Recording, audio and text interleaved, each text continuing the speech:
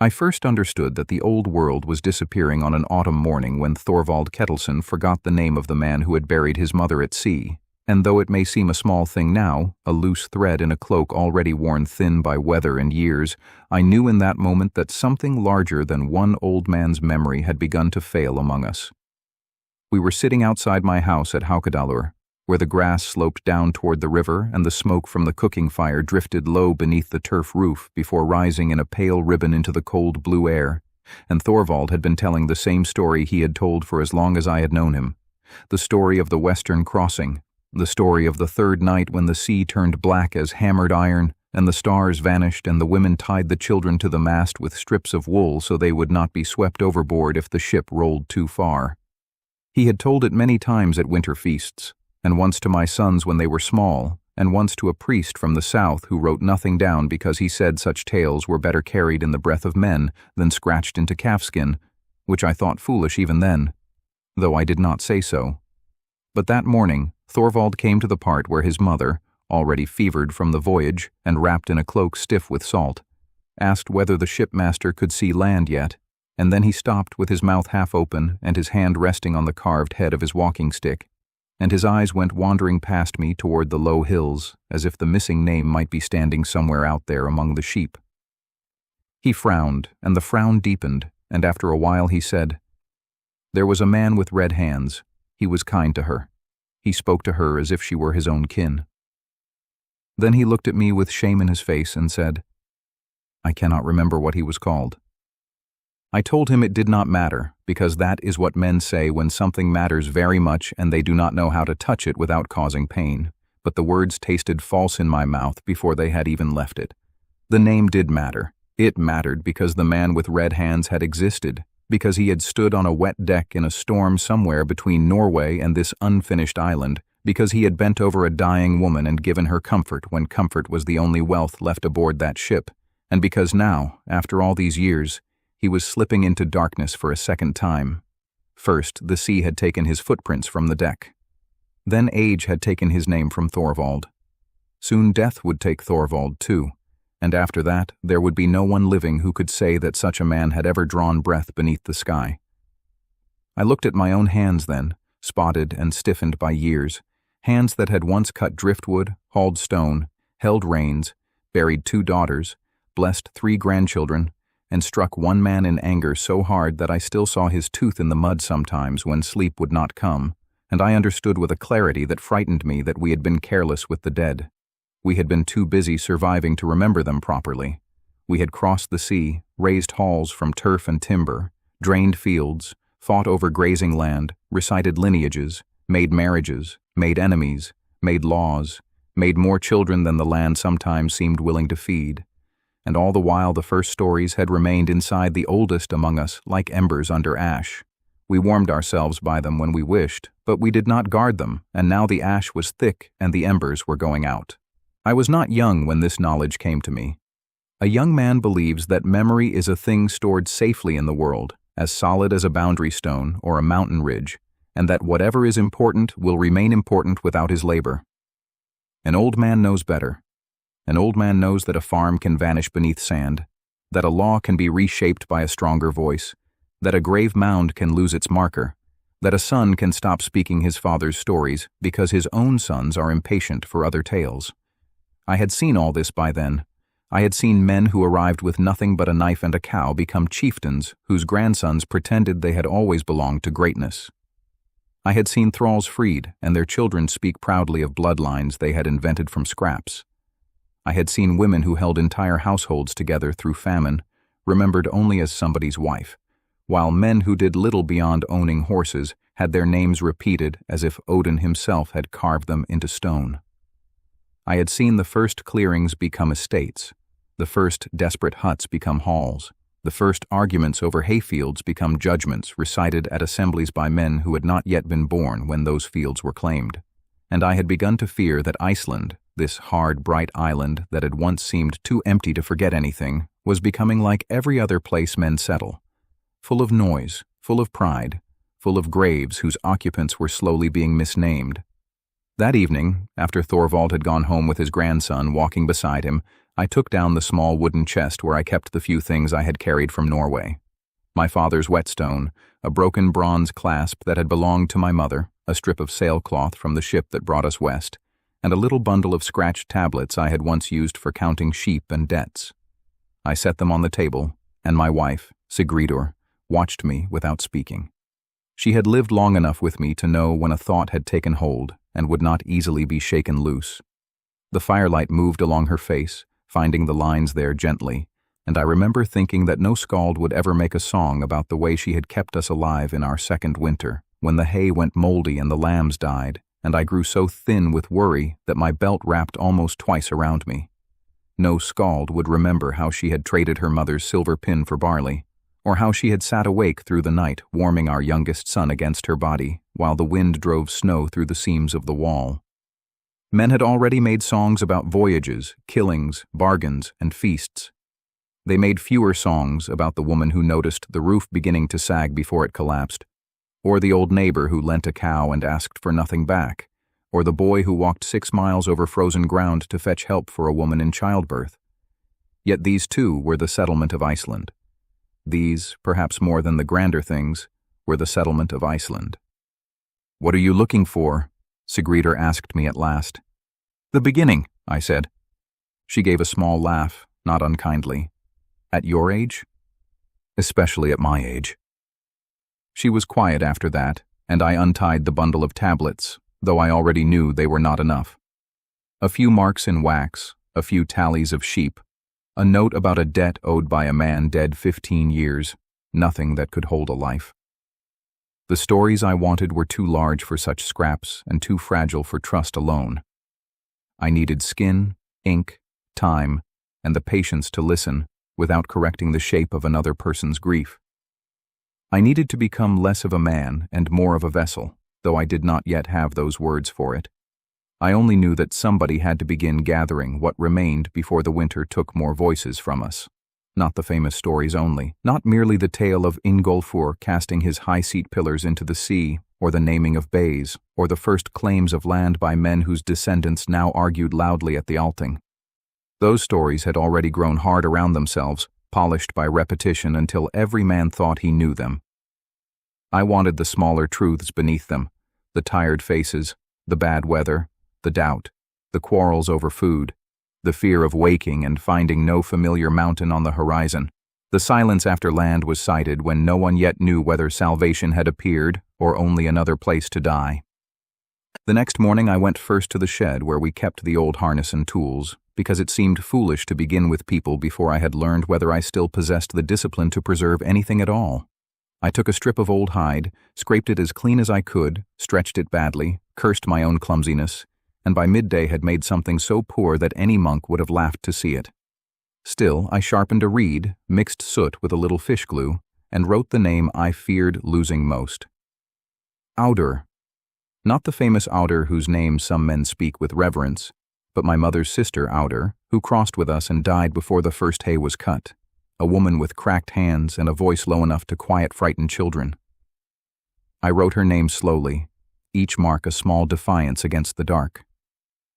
Then I wrote what I remembered, that she hated the sea, that she pretended not to, that she carried a pouch of Norwegian soil tied beneath her dress because she feared there would be no proper earth in the new land, that on the 8th day of the voyage she gave her last dried apple to a boy who was not kin to her and told him he would need sweetness more than she would. I stopped after that, overcome by the shame of how little I knew. A whole life had narrowed in my keeping to a handful of fragments, and even those I could not swear were complete. Had it been an apple? Was the boy named Einar or Eyvind? Had she carried soil, or was that something I had heard of another woman and fastened to her because it seemed true? Memory is a treacherous house. You think you are walking through rooms you know, and then your hand reaches for a door that was never there. In the days that followed, the idea spread through me like cold water beneath ice. I began to ask questions at meals. I asked my eldest son what he remembered of his grandfather, and he answered with the impatience of a man who had fences to mend and no time for ghosts. I asked my daughter about the lullaby her mother had sung to her, and she remembered only the tune, not the words. I asked a neighbor whether his father had truly seen ravens flying west before land was found, And he said yes, then no, then perhaps it had been gulls, then perhaps it had been another voyage entirely. Everywhere I turned, certainty broke apart under the pressure of attention. Men who could recite 7 generations of ancestry could not remember who had shared their first winter fire. Women who remembered every birth and death in 3 valleys disagreed over the year a ship had arrived. Old sailors remembered storms with perfect terror, but could not agree whether they had lasted 2 days or 6. At first this troubled me, then it began to interest me. I saw that the truth I sought was not a single straight road laid cleanly across the past, but a braided river, splitting and rejoining, clouded by silt, reflecting different skies depending on where a man stood when he looked into it. I did not know then whether such a river could be written down. I only knew that if no one tried, it would sink into the ground. By the time the first snow came, I had resolved to visit the oldest settlers within riding distance before winter made the tracks impassable. Sigridur thought the plan foolish, which meant she thought it dangerous and also knew I would go. She packed dried fish, a wool cloak, and a smaller knife than the one I wished to take, saying that a man who came asking for memories should not arrive armed like a raider. I told her memories were sometimes guarded more fiercely than silver, and she said that was exactly why I should knock gently. Before dawn, I stood outside our house and looked over the valley. Frost silvered the grass. The river moved dark and quiet between its banks. Farther off, steam rose from the hot springs as if the earth itself were breathing in sleep. I had lived in Iceland most of my life by then, yet in certain light it still seemed newly made, unfinished, a place not quite decided upon by God or men. Behind me, inside the house, my grandchildren slept in a land they believed had always been theirs. Ahead of me lay the homes of those who knew otherwise, those who remembered the terror of the open sea, the first smell of sulfur, the first turf wall, the first grave cut into unfamiliar soil. I tightened the strap on my pack and thought again of Thorvald's forgotten shipman, the kind man with red hands, nameless now unless some other failing mind still held him. Perhaps I would find his name. Perhaps I would not. But I had begun to understand that the work was not only to rescue names, it was to rescue the weight of having lived. It was to make some small shelter against the weather of time, knowing full well that every shelter eventually leaks. I was an old farmer, not a priest, not a law speaker, not a skald whose tongue could turn men into legend. I had no gift except stubbornness and a growing fear of silence. Yet that morning, as I walked away from my own door and heard the snow beginning softly on the dead grass, it seemed to me that stubbornness might be enough. The first settlers had come west because they believed a life could be made where there had been no life before. I was going out because I believed a memory could be kept where forgetting had already begun. The first person I chose to visit was a widow named Halbera, though at the time I could not have explained exactly why her name had settled so firmly in my mind. Perhaps it was because she was among the oldest people still living within several days' ride of my farm. Perhaps it was because nearly everyone who mentioned her did so with the peculiar hesitation reserved for people who have survived long enough to become difficult to place within ordinary time. Nobody seemed entirely certain how old she was. Some claimed she had crossed from Norway as a child during the earliest years of settlement. Others insisted she had been born aboard the ship itself somewhere between two worlds. A few simply shrugged and said she had always been old.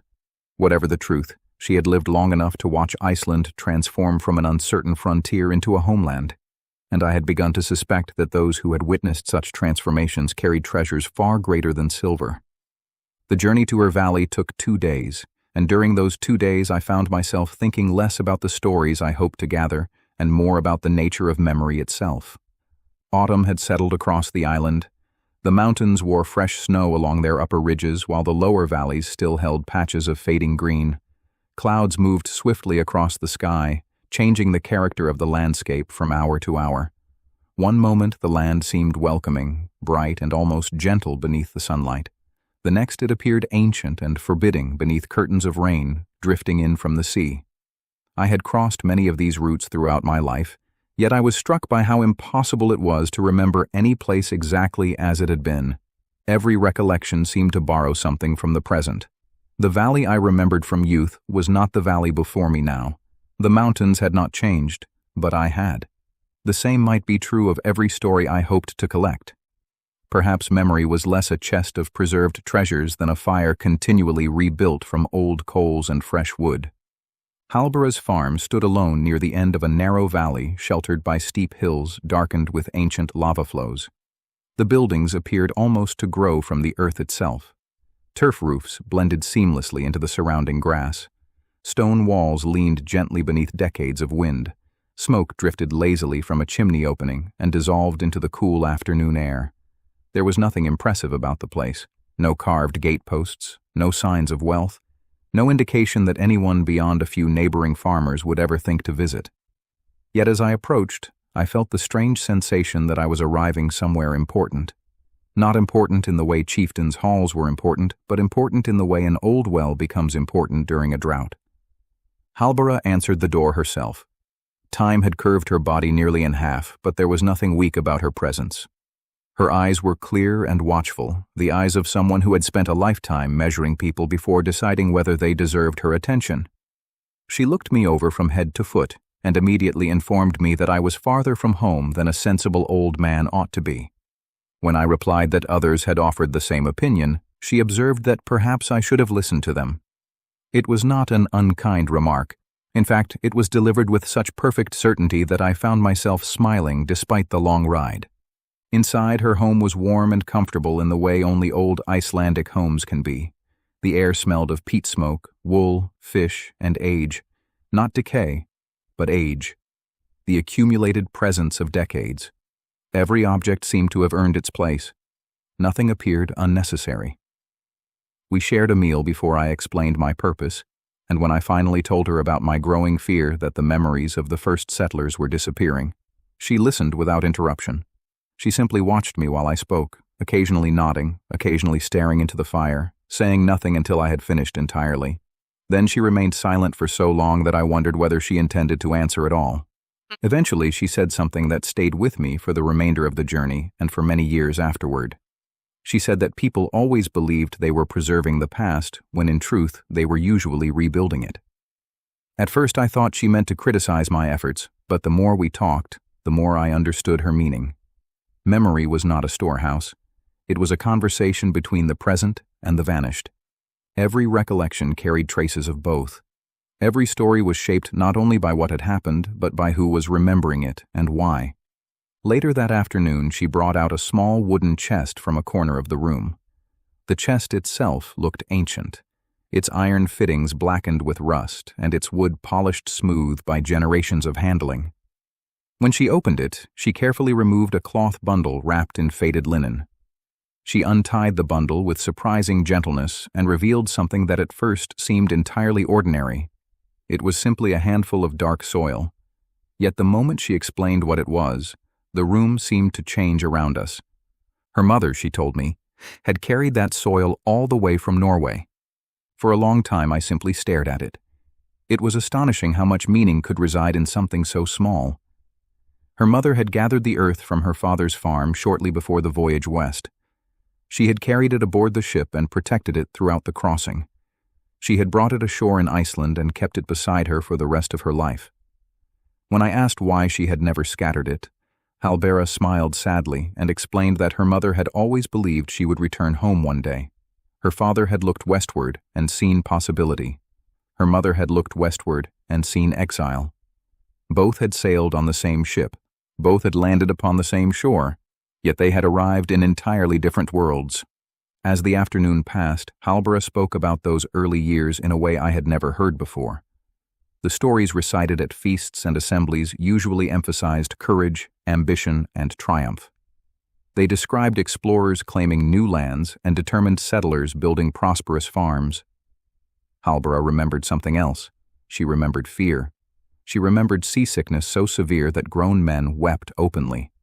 She remembered children asking when they would return home. She remembered mothers lying awake at night, listening to unfamiliar winds moving across unfamiliar hills. Most of all, she remembered uncertainty. Listening to her, I realized how often history is told backward. We know that Iceland survived. We know that farms multiplied and families prospered and generations followed.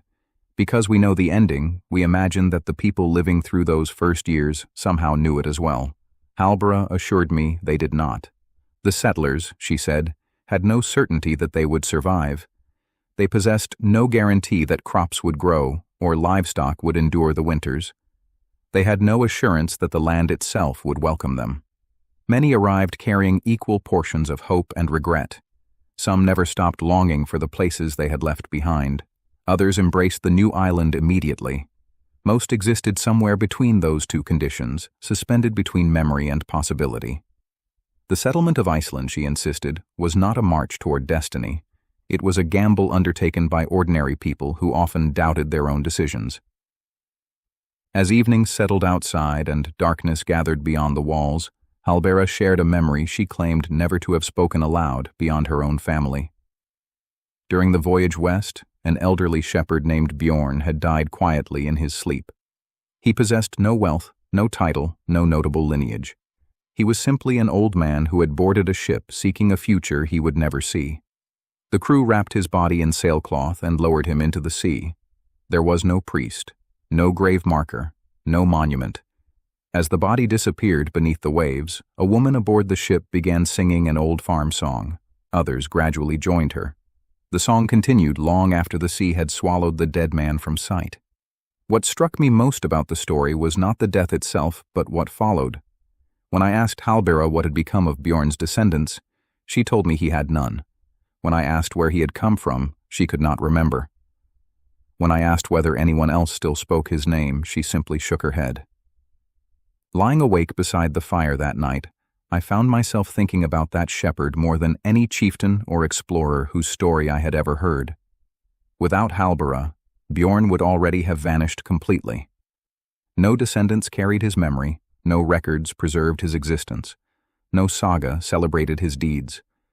His life had narrowed to a single recollection carried within the mind of one elderly woman living in a remote valley.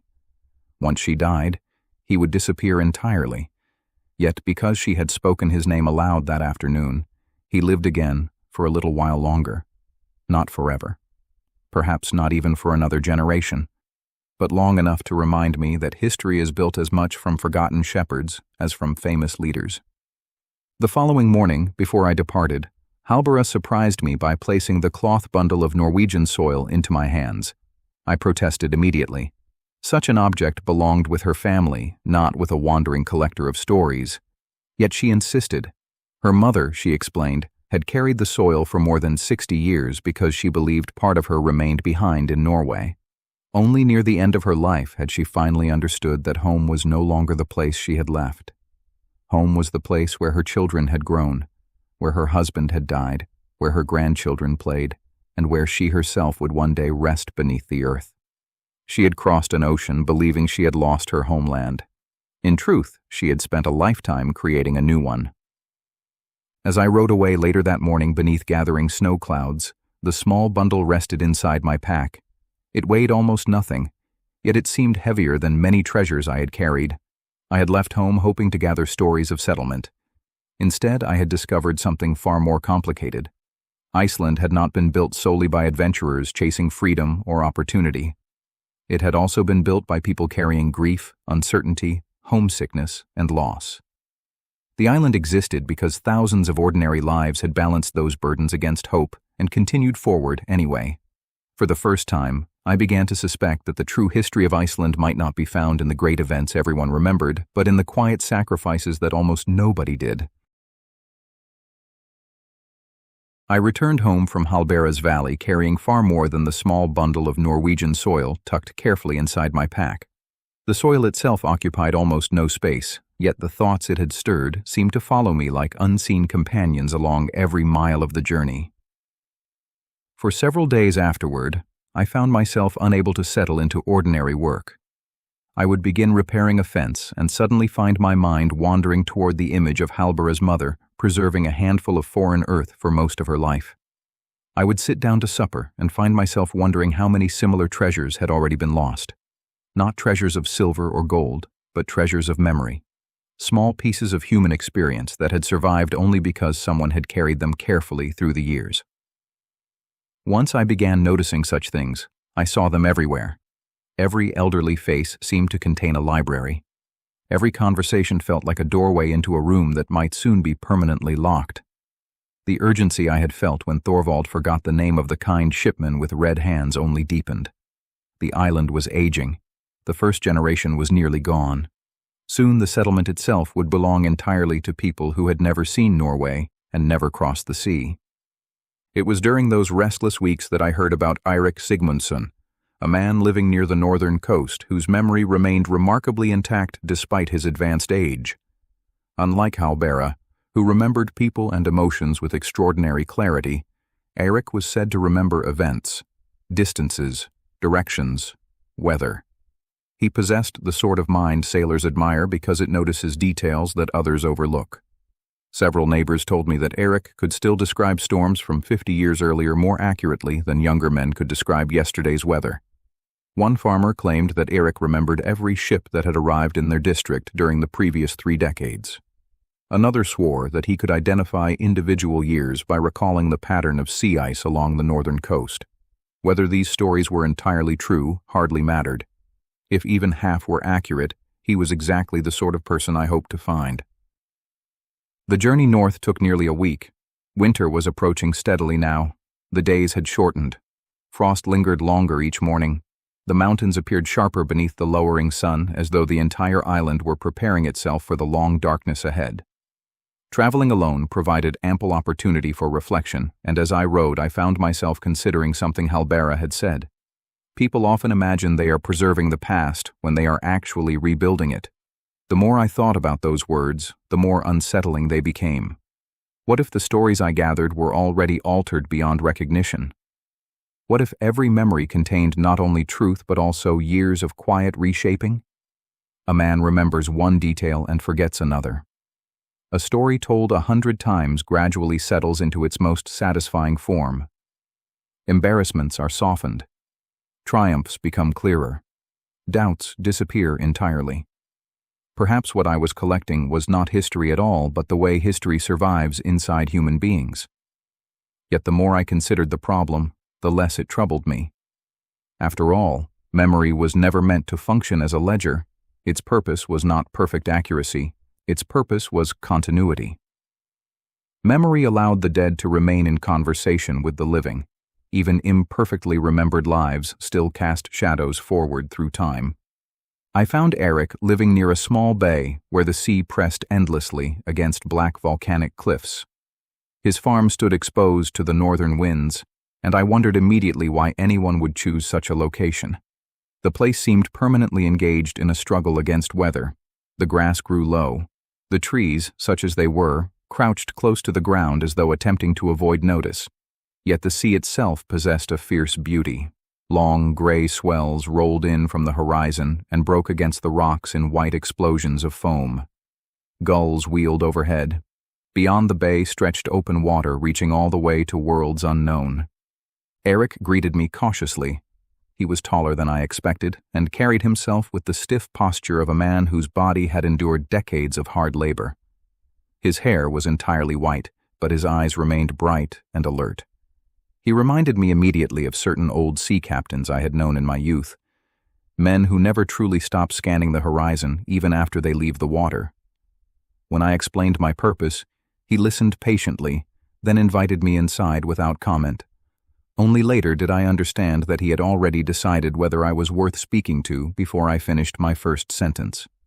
For 2 days our conversations remained frustratingly ordinary. We spoke about livestock, weather, harvests, and mutual acquaintances. I began to suspect I had made the journey for nothing. Whenever I attempted to steer the discussion toward the settlement years, Eirik responded with brief answers and quickly changed the subject. Only on the 3rd evening, after we had shared several hours beside the fire while wind rattled the walls outside, did something shift. The change began unexpectedly when I mentioned Halbera and her memories of the voyage west. Eirik stared into the flames for a long time before speaking. "Everyone remembers the leaving," he said quietly. "What do you mean?" "They remember what they abandoned, the farms, the families, the old lives." He poked at the fire with a stick. "Very few remember the sea itself." I sensed immediately that something important was coming and remained silent.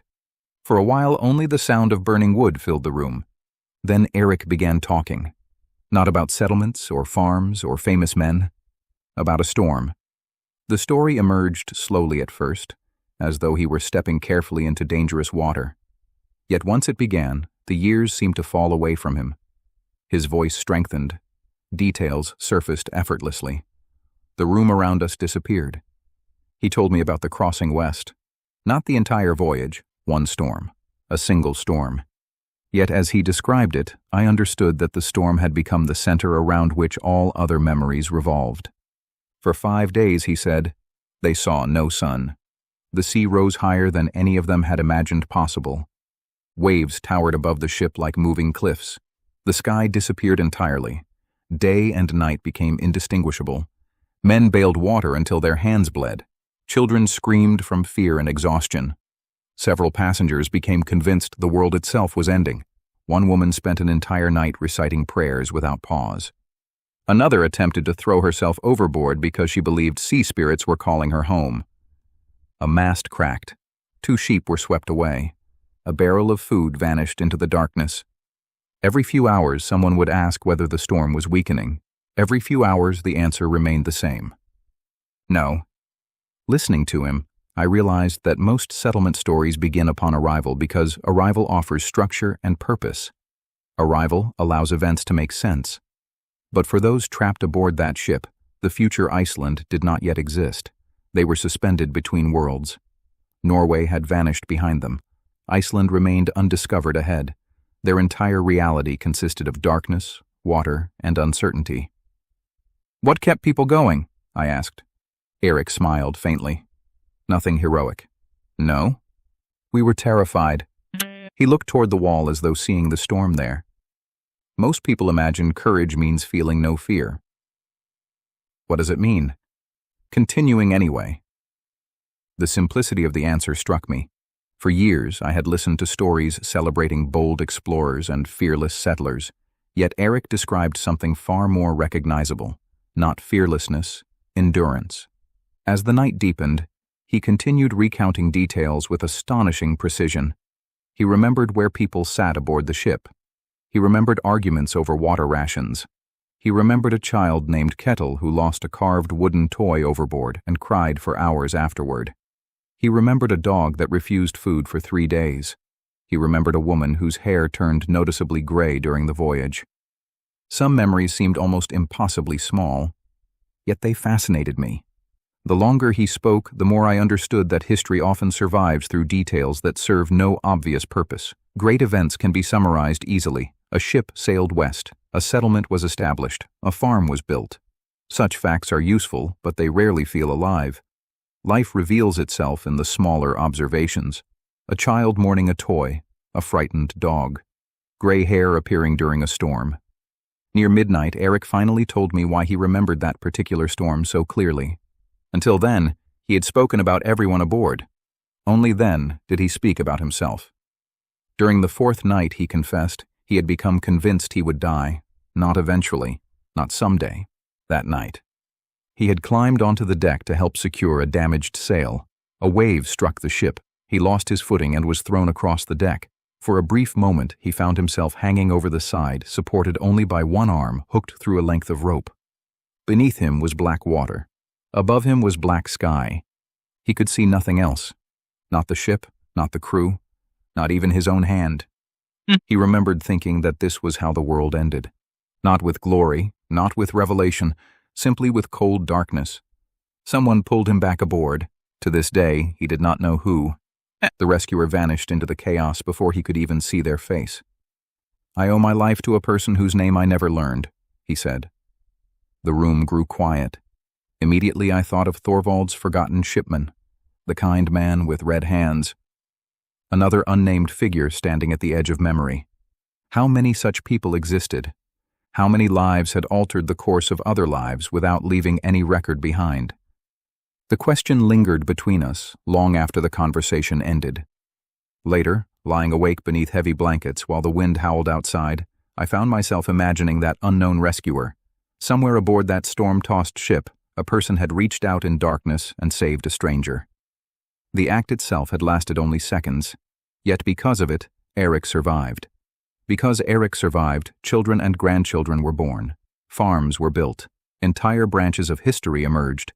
And now, after all these years, nobody remembered who had performed the deed. Perhaps that was the true shape of history. Not great men directing events from above, but countless invisible acts of kindness, courage, and sacrifice whose consequences echoed far beyond the knowledge of those who performed them. The following morning, before I departed, Eric walked with me to the edge of the bay. The sea was calm. Sunlight glittered across the water. It seemed impossible that such peaceful water could ever have inspired terror.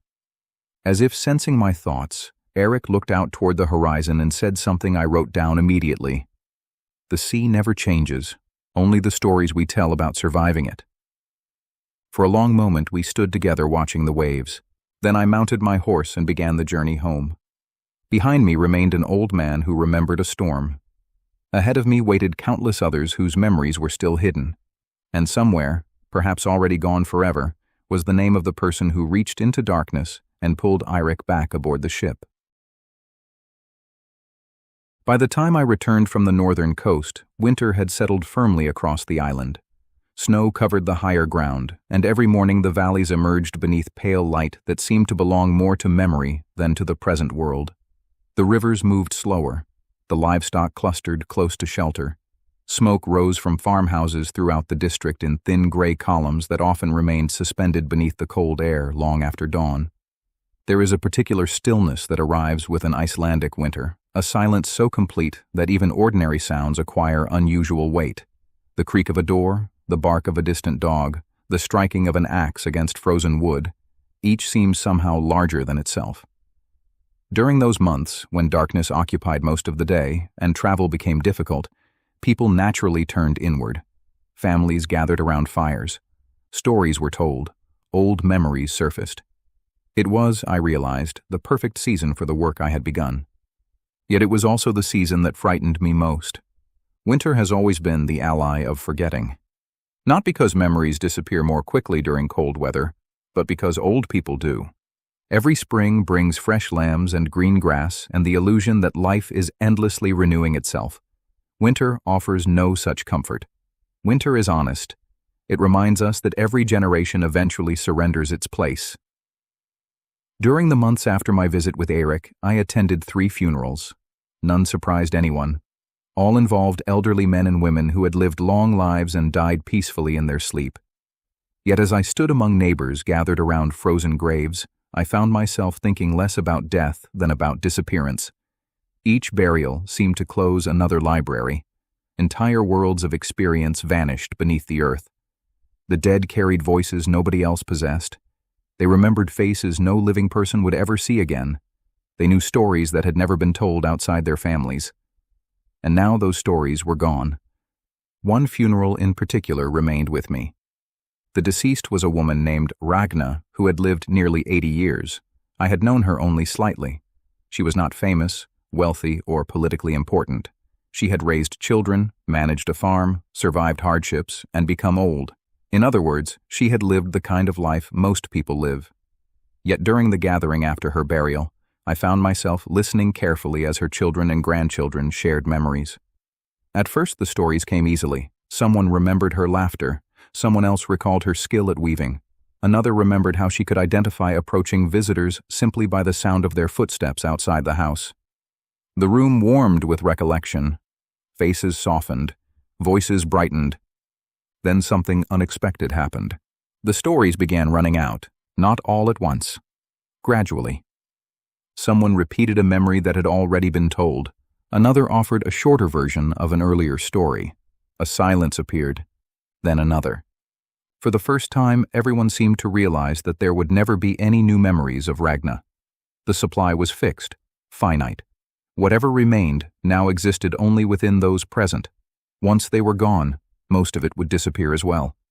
The realization unsettled me profoundly. That evening, riding home through falling snow, I kept picturing an image that would not leave my mind. I imagined a great hall filled with chairs. Each chair represented a person who had helped settle Iceland. Every year a few more chairs became empty. Every year the voices grew quieter. The people themselves were already gone, of course, but now their memories were departing too. The hall was not merely losing occupants, it was losing conversations. When I arrived home, I immediately began writing, not because I had discovered anything remarkable, but because I feared losing the thought itself. Increasingly, I understood that memory vanishes in stages. First details disappear, then context, then meaning. Finally, only fragments remain. If I hoped to preserve anything of value, I would need to move more quickly than I had imagined. It was during this period that I became interested in family stories. Until then, I had focused primarily on individuals who remembered the earliest years of settlement directly. Now I began visiting households and asking different questions. Instead of asking what people remembered themselves, I asked what had been passed down to them. At first, the distinction seemed minor. Soon I realized it was enormous. Direct memories often resembled rough stones, imperfect, uneven, occasionally contradictory. Family stories were different. They had been polished through generations of retelling. Certain details grew brighter. Others vanished entirely. Heroes became more heroic. Mistakes quietly disappeared. Awkward truths softened around the edges. Yet hidden within those polished stories, I often found something even more valuable. Purpose. Families do not preserve stories randomly. They preserve the stories that explain who they believe themselves to be. One evening, I visited a household where 3 generations lived beneath the same roof. The grandfather, a man named Gunnar, proudly recounted the tale of an ancestor who had crossed the sea carrying only a single axe and had built a prosperous farm from wilderness. The story had been repeated for decades. Everyone knew it by heart. The children could recite portions of it themselves. Afterward, I spoke privately with Gunnar's daughter. She laughed when I mentioned the famous axe. There were 3 axes, she said. 3? And 2 cows. Why does everyone say 1 axe? She smiled. Because 1 axe sounds better. The answer delighted me, not because it exposed some great deception, but because it revealed something essential about storytelling itself. Over time, stories seek elegance. They simplify. They arrange events into pleasing shapes. The ancestor carrying 1 axe into the wilderness became a symbol of determination. 3 axes and 2 cows felt ordinary by comparison. Yet ordinary things are often where truth lives. The more families I visited, the more examples I found. One lineage proudly celebrated an ancestor's courage during a difficult winter.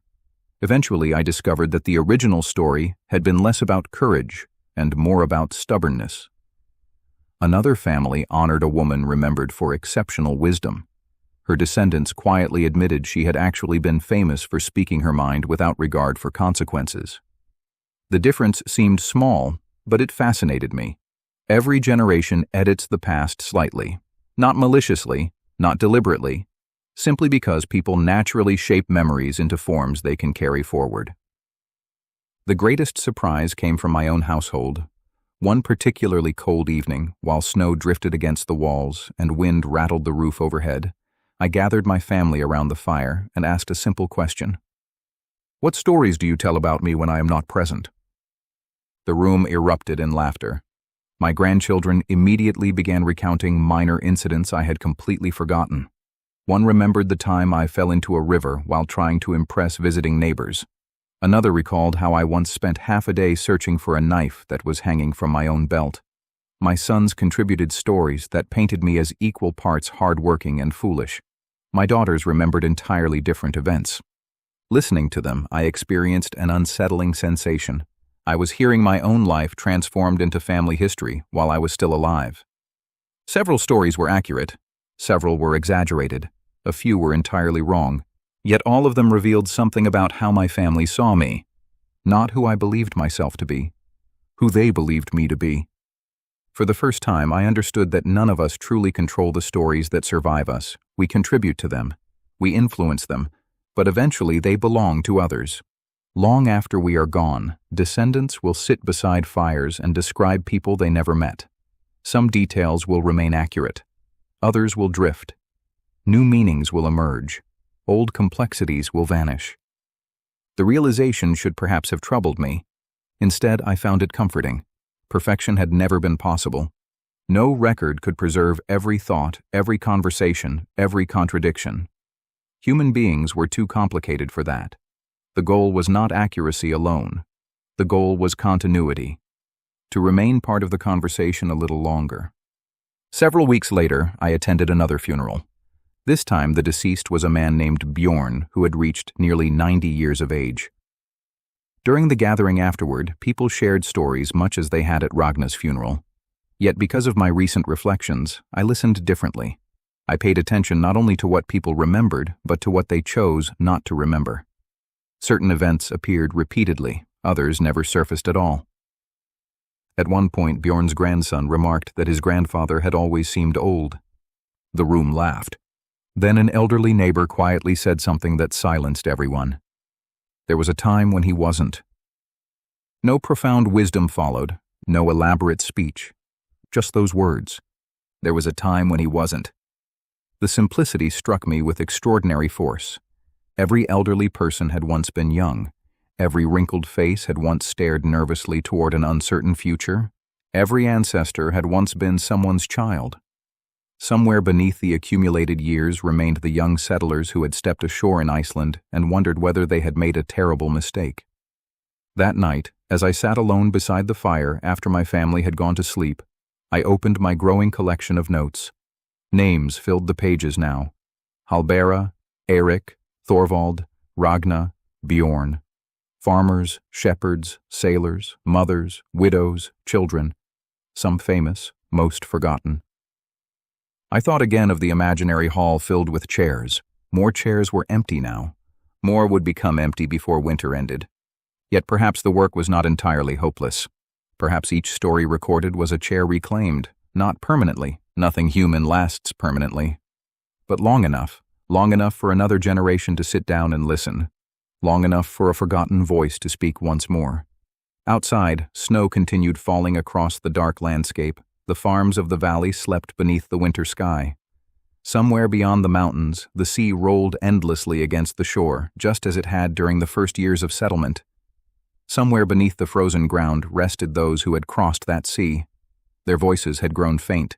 Some had vanished entirely. But not all. Not yet. And as long as a few remained, I intended to keep listening. The deepest winter arrived not with a storm, but with a silence. There are times in Iceland when the weather announces itself dramatically, when great winds sweep down from the mountains, or snow falls so heavily that entire farms seem to disappear beneath the sky. This winter came differently. Day after day, the air remained still. Frost thickened across the landscape. Rivers narrowed beneath growing shelves of ice. The sun lingered only briefly above the horizon before slipping away once more, leaving long stretches of blue twilight that seemed suspended somewhere between day and night. The world felt paused. Even the livestock moved more slowly. People spoke more softly. The island appeared to be holding its breath. It was during those weeks that I heard about a man named Arnar. The suggestion came from a neighbor who had stopped by during a snowfall to borrow a tool and stayed long enough to share a meal. Like many discoveries in my growing search, it emerged almost accidentally. We had been discussing the old settlers whose memories were fading when he casually mentioned an elderly man living in a remote valley to the east. Arnar, he said, was nearly blind and rarely left his house anymore. Most people assumed his mind was fading along with his sight. Yet every so often he would begin telling stories so detailed and vivid that younger listeners felt as though they had traveled backward in time. The remarkable thing was not merely what he remembered, but how he remembered it. According to my neighbor, Arnar spoke less about events and more about places. He could describe farms that no longer existed, valleys before landslides altered them, rivers before they changed course, houses that had vanished decades earlier. If Hallbera remembered people and Erik remembered storms, perhaps Arnar remembered landscapes. The idea fascinated me immediately. Until then, I had focused largely on human memory, on names and experiences and individual lives. Yet people do not exist separately from places. A farm shapes a family just as surely as a family shapes a farm. The settlement of Iceland was not merely the story of people arriving. It was also the story of a land being observed, interpreted, and slowly understood. The first settlers had entered a world that was both beautiful and unfamiliar. They had learned where grass grew best, where rivers flooded, where fish gathered, where avalanches fell, where shelter could be found during winter storms. Such knowledge rarely appeared in sagas, yet entire lives depended upon it. Several days later, I set out to find Arnor. The journey eastward carried me through valleys I had not visited in many years. The farther I traveled, the more I found myself paying attention to the land in a way I had not before. Every ridge, every stream, every patch of open ground seemed transformed by what I had learned during the previous months. I began wondering what the earliest settlers had seen when they first entered these valleys. Which hills had looked promising? Which rivers had seemed dangerous? Which places had inspired hope and which had inspired fear? It is easy for later generations to imagine the landscape as fixed and familiar. For those first arrivals, everything must have felt uncertain. Every decision carried consequences. A poor choice of settlement location could destroy a family within a few winters. The island may have appeared empty, but it was never truly simple. I reached Arnor's Valley shortly before dusk. The farm stood near the base of a broad hillside that curved gently toward a frozen river. Snow covered nearly everything. Only a few dark rocks and patches of wind-blown grass interrupted the whiteness. Smoke rose from the house and drifted lazily into the fading light. The scene possessed a quiet beauty that reminded me of old dreams, the sort of beauty that often appears just before memory begins fading upon waking. Arnor lived alone now. His wife had died years earlier. His children maintained farms elsewhere. A grandson visited occasionally to help with heavier work. Otherwise, the old man occupied the house by himself. When he opened the door, I immediately understood why people assumed his sight was failing. His eyes appeared clouded and distant. Yet the moment he spoke, any impression of weakness disappeared. His voice was steady and confident. He welcomed me inside, listened patiently to my explanation, and then laughed softly. "So you're the collector." "The collector? I've heard about you." The statement surprised me. Apparently news of my travels had spread farther than I realized. "People say you're chasing ghosts." "I hope not," Arnor smiled. "Then you're wiser than most." The first evening passed pleasantly enough. We shared a meal and discussed ordinary matters. Yet unlike Halbera and Eric, Arnor required little encouragement. Once he understood my purpose, he seemed almost relieved to have someone interested in listening. The stories began flowing naturally, though not in the way I expected. Most people start with events. Arnor started with places. He spoke about hillsides, stream crossings, pastures, shorelines. At first I struggled to understand why these details mattered so much. Then gradually a pattern emerged. Every place carried a story. Not a grand story, a human story. A bend in the river became important because someone nearly drowned there. A hillside mattered because a woman found shelter there during a blizzard. A cluster of rocks mattered because two brothers argued beside them and never fully reconciled. The landscape itself had become a map of memory. The following morning he asked me to walk with him. The request surprised me given his age and failing vision, but he insisted. The weather was calm. Snow covered the valley. The sky shone pale and clear above us. Slowly we made our way across the frozen ground. As we walked, Arnor pointed his stick toward various locations. "There used to be a house there." I saw nothing, only snow. "A family lived there for 30 years. He continued walking. "Over there was a sheep enclosure." Again I saw nothing. The wind and seasons had erased every visible trace. Yet Arnor moved through the valley as though the vanished structures remained perfectly intact. At one point we stopped overlooking the frozen river. "There was once a bridge here," he said. "When?" "Before my father's time." I looked carefully. Nothing remained. No timber, no foundations, no evidence whatsoever. Yet Arnor described the bridge in remarkable detail. Its size, its construction, the family who built it, the flood that eventually destroyed it. Listening to him, I experienced a strange sensation. The valley around us began to feel crowded. Not physically, historically. Invisible farms appeared in my imagination. Longhouses, corrals, fences. People moving across ground that now lay empty beneath snow. The past had not vanished. It had merely become difficult to see. That afternoon, seated beside the fire once more, Arnor explained something that changed the way I thought about memory. "You know what happens when a person dies?" I nodded, But what happens when a place dies?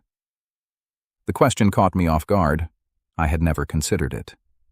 Arnor continued, "People think places last forever. Most don't." He gestured toward the window. Farms disappear, rivers move, paths vanish, hills collapse. The land keeps changing. He leaned forward slightly. And when nobody remembers what used to be there, the place dies a second time. For a long moment, neither of us spoke. The idea struck me with unexpected force. Throughout my travels, I had worried about forgotten people. Now I realized forgotten places suffered a similar fate. A farm abandoned long enough eventually disappears. A road unused long enough vanishes. A settlement unremembered becomes indistinguishable from wilderness. Memory preserves geography just as it preserves lives. Over the next several days, Arnor guided me through decades of vanished landscapes. Some memories reached back to his childhood. Others had been passed down from parents and grandparents. Together they formed a layered vision of Iceland unlike anything I had encountered before. One evening he described standing beside his grandfather as a boy and looking across the valley. His grandfather had pointed toward an empty hillside and said, "There were once people living there." Arnor remembered asking what happened to them. His grandfather replied, "Nothing happened." The answer confused him. Years later, he finally understood. Not every disappearance arrives dramatically. Sometimes families leave. Sometimes farms fail. Sometimes children settle elsewhere. Gradually, a place becomes quieter, then empty, then forgotten. Nothing happens. And everything happens. On my final evening at the farm, snow began falling again. The flakes drifted past the windows in silence. The fire burned low. For a while, neither of us spoke. Eventually, Arnor said something I would later write at the top of an entire page by itself. "The land remembers longer than we do." I considered the statement carefully. Then why do places disappear? Because the land remembers differently. He smiled. The river remembers where it flowed. The mountain remembers where it stood. He tapped his chest. But only we remember who laughed there. Outside, snow continued settling across the valley, covering roads, covering fences, covering the traces of countless lives. Yet beneath that snow remained generations of stories, some preserved in memory, some already lost. As I prepared to leave the following morning, I looked once more across the valley Arnor had shown me. To anyone else it would have appeared nearly empty. A few farms, a frozen river, snow-covered hills. To me it now seemed crowded with invisible history. Every slope concealed forgotten footsteps. Every field hid vanished homes. Every horizon contained lives that had once unfolded there. The settlement of Iceland was no longer becoming a story about famous settlers or dramatic voyages. It was becoming something larger, a story about memory itself, about the fragile thread connecting people to places, and about how easily both can disappear when nobody remains to tell the tale. The first thaw of spring arrived slowly, almost reluctantly, as though winter had become comfortable upon the island and saw little reason to leave.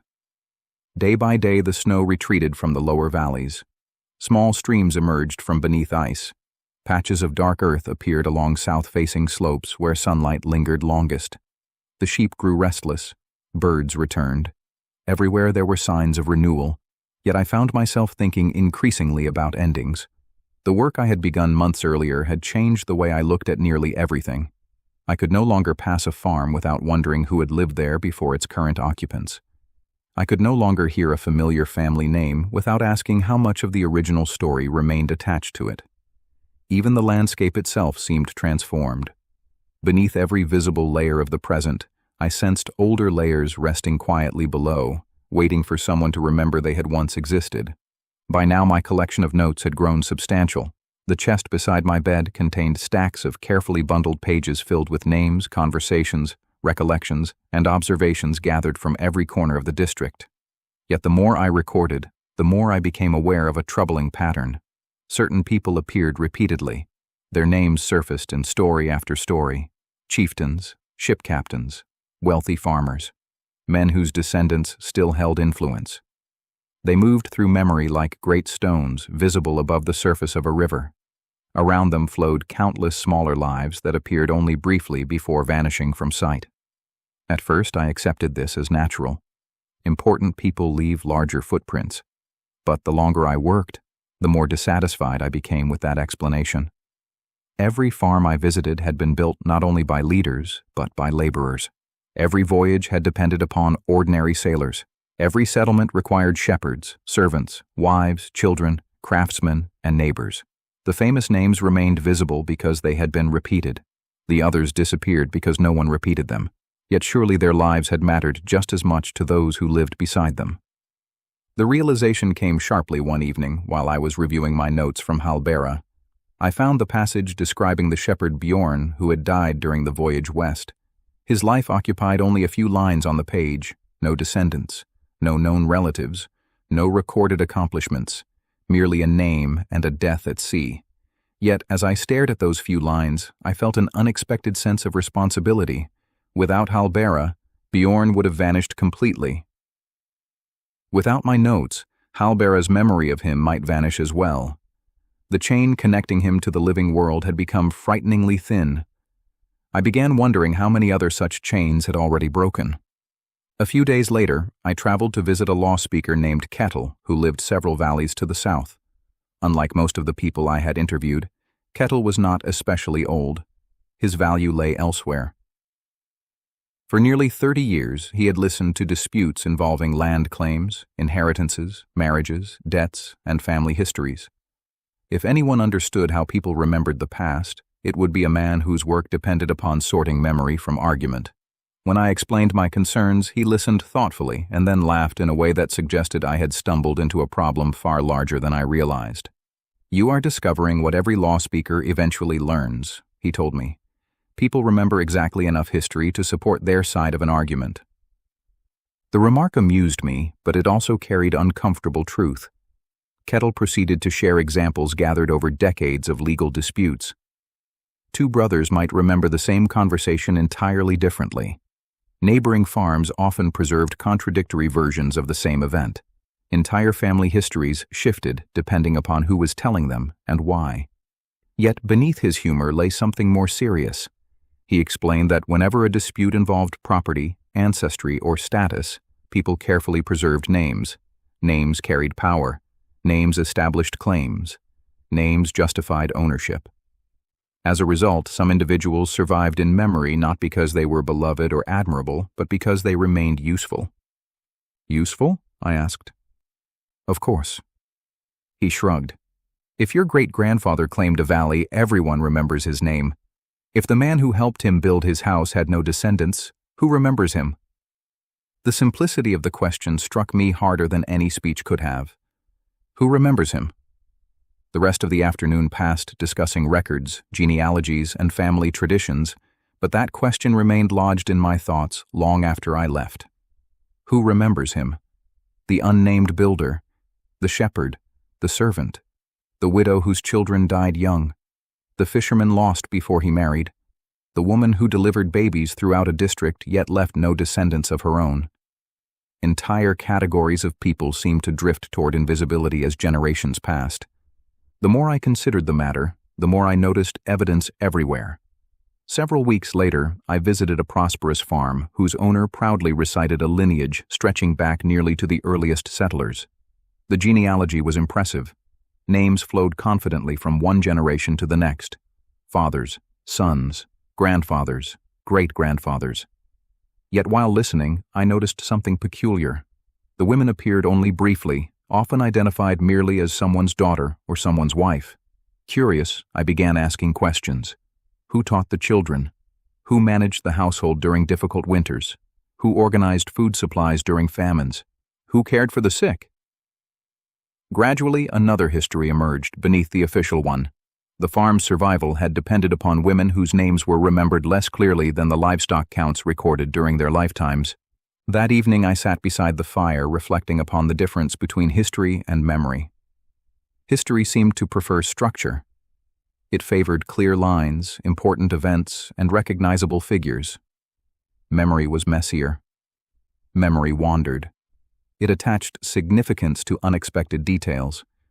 A family might forget the year a farm was established, yet vividly remember the smell of smoke after a particular storm. A daughter might forget her grandmother's birth year, but perfectly recall the song she sang while spinning wool. Which of these was more important? The older I became, the less certain I felt. During the following months, I developed a new habit. Whenever I visited someone, I asked not only about famous ancestors, but about forgotten people. At first, the question confused many listeners. They expected inquiries about founders, leaders, and notable figures. Instead, I would ask whether they remembered anyone who had almost been forgotten. The responses often surprised them as much as they surprised me. One woman recalled a neighbor who had lived alone for decades and taught half the valley how to repair fishing nets. Another remembered a hired worker who possessed an extraordinary singing voice and knew songs no one else could perform. A farmer described a man famous for rescuing livestock during blizzards, but who never owned land himself. None of these people appeared in formal histories. None had descendants preserving their stories. Yet for a few moments, while someone spoke their names aloud, they returned. I began filling entire pages with such individuals, not because their stories were grand, because they existed. The distinction mattered more with each passing day. One afternoon, while organizing my notes, I noticed something remarkable. Many of the forgotten people shared a common trait. They had connected others. They served as bridges within their communities: midwives, travelers, craftsmen, foster parents, seasonal workers, people who moved between households carrying skills, information, and assistance. They appeared repeatedly in memories, yet rarely occupied central positions within official histories. It occurred to me that societies often celebrate those who stand at the center while overlooking those who hold everything together around the edges. The insight reminded me of something my wife once said many years earlier after a particularly difficult harvest. We had been discussing which farms seemed most successful. She observed that people often admire the tallest beam in a roof while forgetting the dozens of smaller beams supporting it. At the time, I thought it merely a practical observation. Now I understood it differently.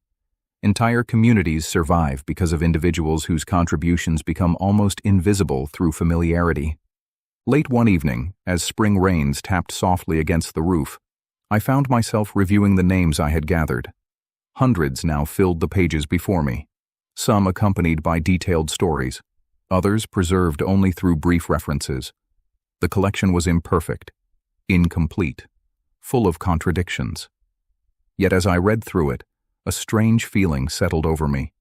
The pages no longer resembled notes. They resembled a gathering. Halbera sat beside Eric. The shepherd Bjorn stood near the unnamed sailor who had pulled a man from the sea. Farm wives shared space with law speakers. Children appeared beside chieftains. The forgotten occupied the same pages as the famous.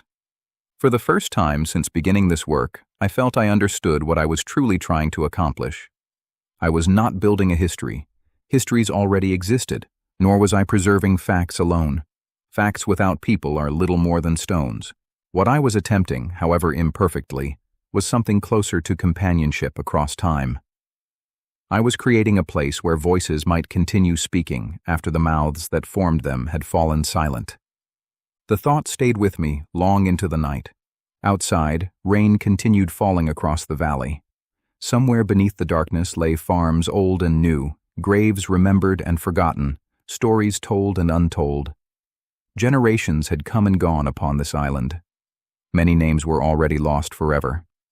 Nothing I wrote could change that. Yet perhaps loss did not need to be complete. Perhaps remembrance existed on a spectrum between perfect preservation and total disappearance.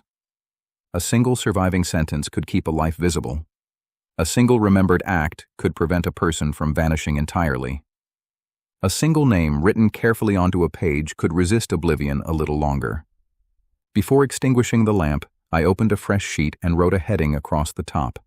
The names beneath the names. Then I began adding to the list. Not kings, not founders, not heroes, the others. The people history almost forgot. As spring deepened across Iceland and the long darkness of winter retreated into memory, the island seemed to awaken all at once. Streams swelled with meltwater, grass returned cautiously to the valleys, Birds filled the air with sounds absent for months. Everywhere there was movement. Farmers repaired fences damaged by snow and wind. Livestock were led toward fresh pasture. Boats returned to the water. Life, which had spent much of the winter gathered tightly around hearth fires, began spreading outward again beneath the widening sky. Yet while the land renewed itself, I found my thoughts turning increasingly toward age.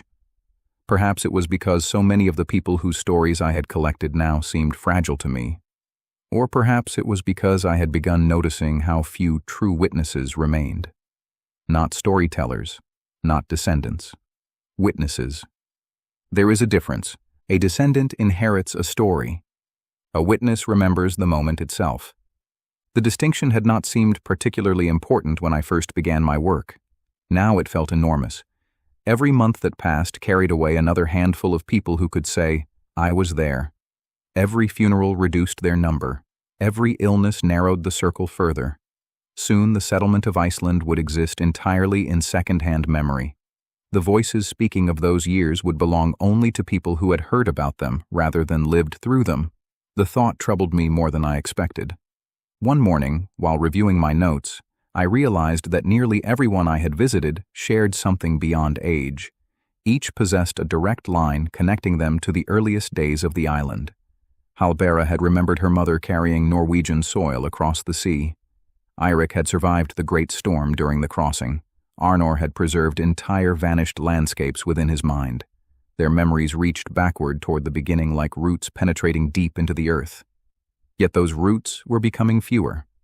If I truly wished to understand the first generation, I needed to seek out the oldest witnesses still living before time made the decision for me. The realization led me westward. Several travelers had mentioned an elderly woman named Solveig who lived near the coast. Her exact age was uncertain. Such things often were. Records remained imperfect, and many births had never been formally noted. Yet everyone agreed on one thing. Solveig remembered people whom almost no one else remembered anymore. Not famous people, ordinary people. The sort who appeared briefly in stories before disappearing again.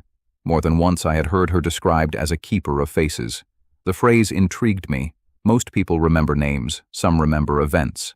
A keeper of faces suggested something different entirely. The journey required several days of travel through country I had known since youth. Yet familiarity itself began to feel strange. Everywhere I looked, memories accompanied the landscape. A ridge reminded me of a childhood journey with my father. A river crossing recalled a near accident from decades earlier. A cluster of distant farms brought back names of people long dead. I found myself wondering whether this was simply what aging meant. Perhaps old age was not merely the accumulation of years, but the accumulation of invisible companions. The world becomes increasingly crowded with those who are no longer present. Every road contains former travelers.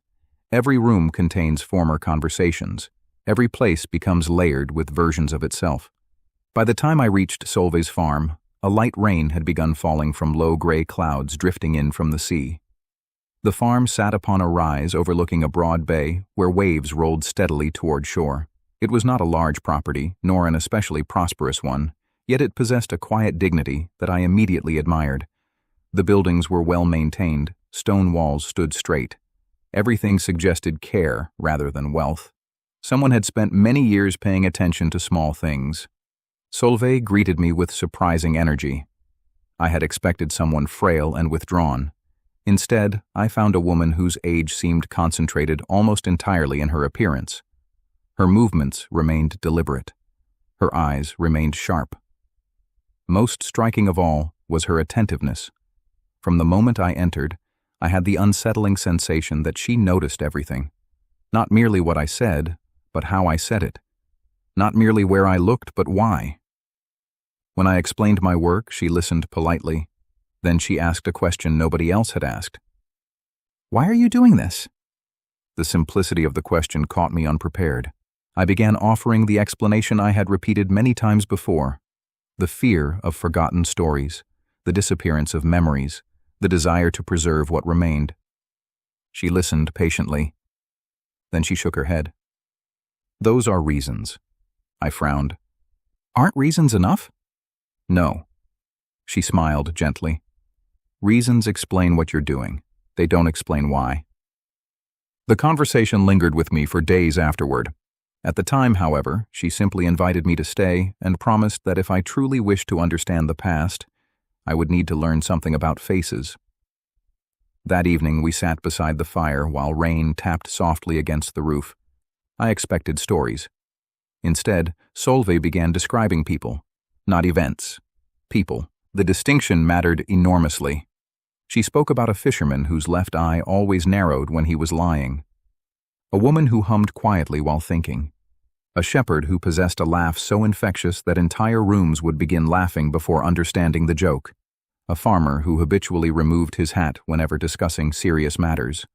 None of these details seemed important at first, yet the longer she spoke, the more alive the individuals became. I realized that most histories preserve actions while neglecting presence. We learn what people accomplished, but rarely how they occupied a room. We know who won disputes, claimed land, or led voyages. We rarely know who smiled easily, who walked quickly, who sang while working. "What happens when those things disappear?" Solveig asked. I considered the question. "The person becomes harder to imagine," she nodded. "Exactly." The fire crackled softly between us. Names survive longer than faces. For a while, neither of us spoke. Then she added something that struck me deeply. "And faces survive longer than souls." Over the following days, she shared dozens of memories unlike any I had collected before. Rather than focusing upon major events, she described the texture of ordinary life. A woman brushing snow from her husband's shoulders after a storm. Children competing to spot returning fishing boats. Elderly neighbors sitting silently together because conversation was no longer necessary. Small moments. Fleeting moments. The sort of experiences rarely preserved because nobody recognizes their importance while they are happening. Listening to her, I began understanding something fundamental. Most people do not experience history. They experience mornings, meals, friendships, arguments, work, love, fear. The great events historians celebrate pass through those ordinary experiences rather than replacing them. One afternoon, while we walked along the shoreline overlooking the bay, Solveig stopped unexpectedly and pointed toward a distant hillside. "There was once a farm there." The statement immediately reminded me of Arnor. I smiled. "Another vanished place?" "Yes." She stared toward the hill. "But that's not what I remember." "What do you remember?" For several moments she said nothing.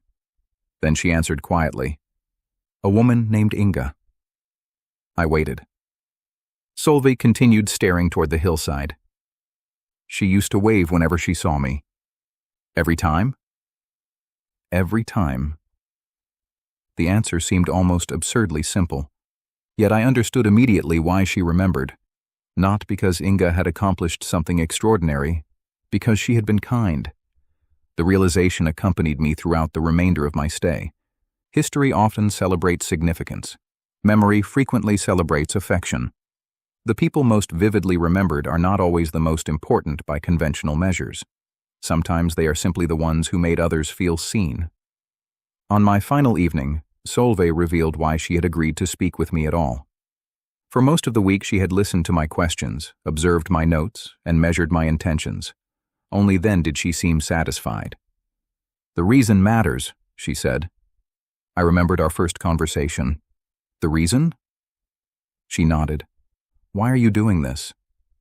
This time I answered differently. I thought about Halbera's mother carrying Norwegian soil. I thought about Eirik hanging above black water in a storm. I thought about Arnor guiding me through vanished landscapes.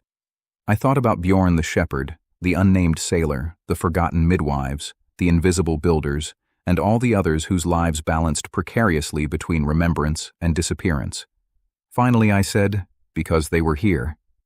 Solveig smiled, not a large smile, not dramatic, just enough. "Yes." For a while we sat quietly watching the fire, then she spoke one final time. "The dead do not fear being dead." I looked up. "They fear being forgotten." Long after she had gone to bed, I remained awake thinking about those words. Outside, rain drifted across the bay. Waves rolled steadily toward shore. The island continued its endless cycle of seasons, and somewhere all around me rested generations of people who had once looked upon the same sea, walked the same hills, and watched the same clouds move across the sky. Most were already gone. Many were forgotten. Yet not entirely, not while someone remembered a face, not while someone recalled a laugh, not while someone still knew that a woman named Inga waved every time she saw a friend approaching from across the valley. The next morning, as I rode away from the coast, I carried no dramatic revelation and no great historical discovery. What I carried instead felt more valuable. A growing understanding that lives are not preserved through importance alone. They are preserved through attention. And perhaps attention, offered carefully enough and passed forward faithfully enough, was the closest thing to immortality ordinary people would ever know. By the time I left Solveig's farm, the summer had begun unfolding across the island in earnest. The days lengthened until darkness became little more than a brief visitor. Dawn and dusk seemed to blend together in soft bands of light that lingered upon the horizon for hours. Grass spread across the valleys in great waves of green. Sheep wandered farther into the high country. Travelers appeared more frequently on the roads. Everywhere there was motion and growth. Yet for the first time since beginning my journey, I felt a strange reluctance to continue traveling. It was not exhaustion, though I was certainly tired, nor was it a lack of stories. If anything, I had more stories than I knew what to do with. The problem was different. The chest beside my bed was nearly full. The bundles of notes had multiplied. Names covered page after page. Conversations, observations, recollections, fragments of songs, descriptions of faces, forgotten farms, vanished roads, storms at sea. Acts of kindness, old griefs, old jokes, and old fears had accumulated until the collection threatened to overwhelm the collector. One evening I spread everything across the floor of my house. My wife entered, surveyed the chaos, and immediately turned around. A few moments later, she returned carrying a second lamp. Without speaking, she set it beside me. The gesture made me laugh. "You assume I'll be here all night? I assume you'll be here all week." She was not entirely wrong. The floor vanished beneath pages. Some sheets contained detailed accounts gathered over several days. Others held only a single sentence hurriedly written before a memory escaped. Certain names appeared repeatedly. Others surfaced only once. Looking at the collection as a whole, I felt the same mixture of pride and despair that a farmer must feel when standing before an unusually large harvest. Gathering was only the beginning. The true challenge lay in deciding what to do with it. For months I had spoken of preserving stories. Only now did I realize preservation requires choices. What should remain? What should be omitted? Which details mattered? Which merely distracted? A life can occupy decades. A memory may survive as a single paragraph. Who decides what belongs inside that paragraph? The questions troubled me. The more seriously I considered them, the less qualified I felt. I was not a skald. I was not a priest. I was not a law speaker or scholar. I was simply an aging farmer attempting to rescue fragments before they disappeared. Yet the fragments now demanded structure. Without structure, they would become another form of forgetting. A pile of pages can be lost almost as easily as a lost memory. Several days passed while I wrestled with the problem. During that time, I found myself returning repeatedly to something Solveig had said. Names survive longer than faces. Faces survive longer than souls. The observation haunted me because it revealed a kind of hierarchy of disappearance. First, a person's presence fades, then their character. Eventually, only a name remains. Finally, even the name is gone. My notes seemed caught somewhere along that progression. They preserved names, occasionally faces, sometimes entire personalities. Yet unless I found a way to weave them together, future generations might struggle to understand what they were reading. The breakthrough arrived unexpectedly while I was reviewing my notes from Eric. I had been rereading his account of the Great Storm when I noticed something I had overlooked before. The most memorable portions were not necessarily the dramatic events. The cracked mast mattered, the towering waves mattered, but what stayed with me were the voices, the frightened woman reciting prayers, the child mourning a lost toy, the sailors arguing about water, the unknown rescuer pulling Eirik back aboard the ship. The storm survived because voices survived, not facts. Voices.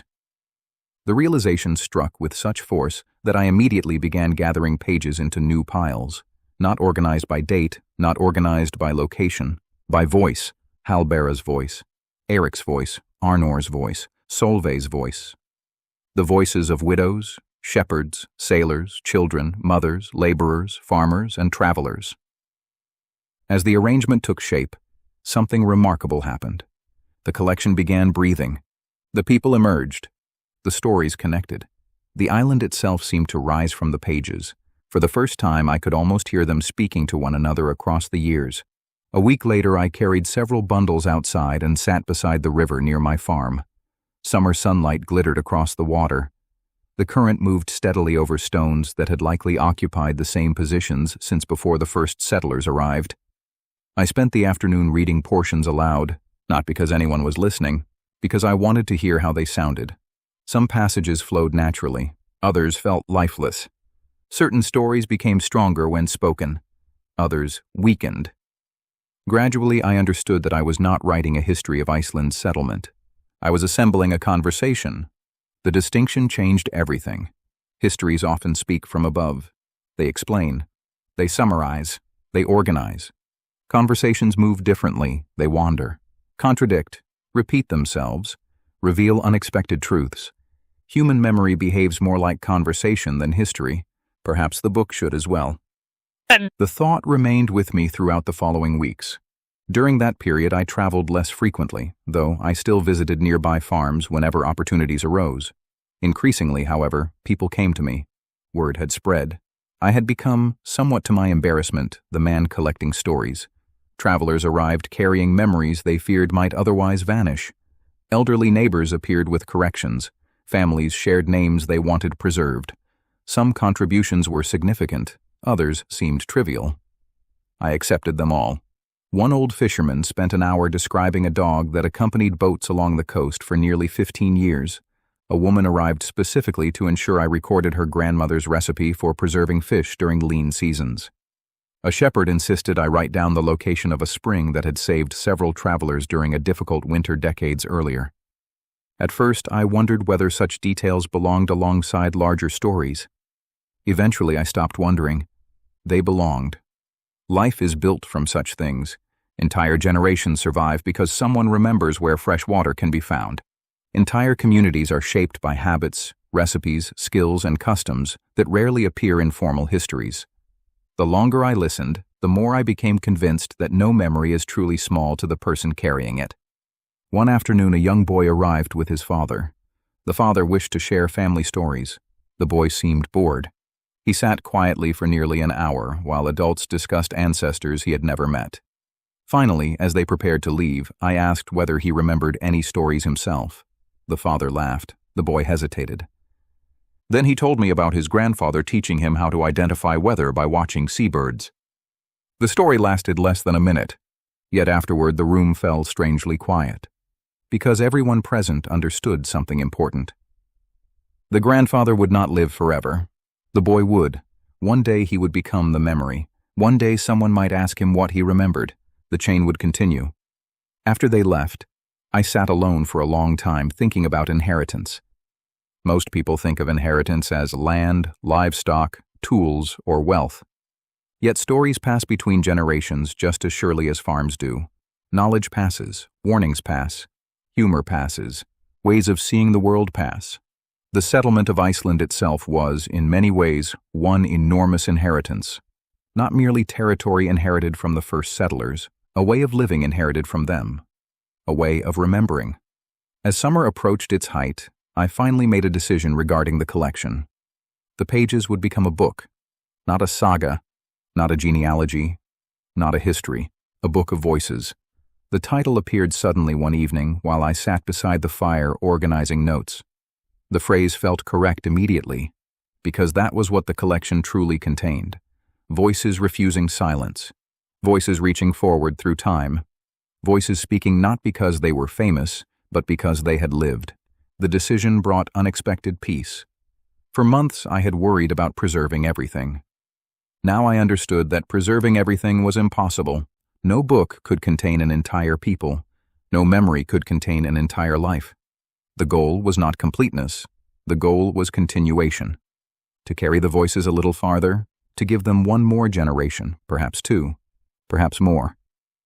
Late that night, after everyone else had gone to sleep, I sat alone beside the lamp and opened a fresh page. Across the top, I carefully wrote the words, "The Book of Voices."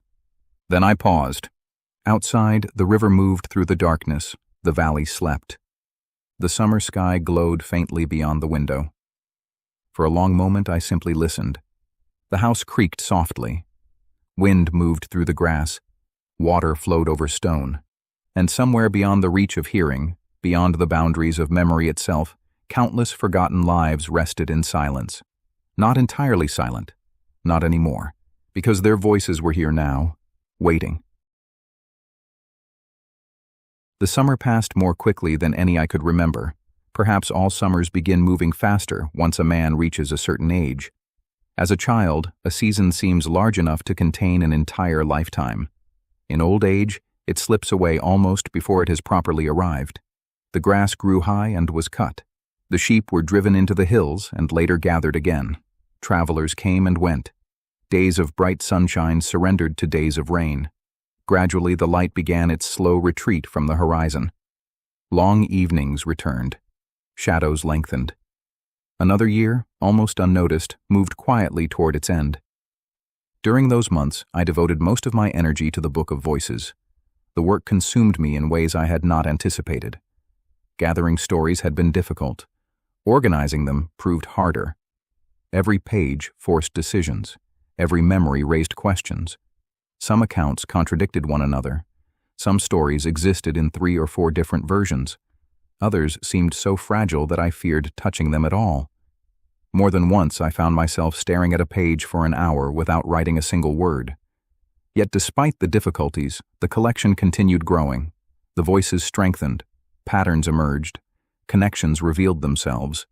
Gradually, the scattered fragments of many lives began resembling something larger, and yet a strange dissatisfaction followed me. At first, I could not identify its source. The stories were good, the memories were valuable, the work mattered. Still, something felt incomplete. The feeling persisted for weeks. Then one evening, while rereading passages gathered from Halbera, Eirik, Arnor, and Solveig, I finally understood the problem. Everyone had been telling me stories. Nobody had told me the story, not the settlement, not Iceland, something else, something hidden beneath all the individual memories. The realization arrived so suddenly that I sat motionless beside the fire for a long time afterward. Every person I had interviewed remembered specific events, specific people, specific places. Yet beneath those memories flowed a larger current. I had sensed it from the beginning without fully recognizing it. Halbera's mother carrying Norwegian soil, Eirik surviving the storm, Arnor walking through vanished landscapes, Solveig preserving forgotten faces. Even the unnamed shepherd Bjorn and the unknown sailor who saved Eirik's life seemed connected by something larger than coincidence. All of them were trying, in their own way, to answer the same question. What does it mean to belong somewhere? The thought lingered with me long into the night. When the first settlers arrived, Iceland had not been a homeland. It had been a possibility, a gamble, a destination, a refuge, a mistake perhaps, depending upon the day and the weather. Yet somewhere across the generations, the island had transformed. The children of settlers became Icelanders. The grandchildren became Icelanders. Eventually, people stopped looking east toward Norway and started looking around themselves. The island ceased being new. It became home. That transformation fascinated me, not because it appeared in great events, but because it appeared in ordinary lives.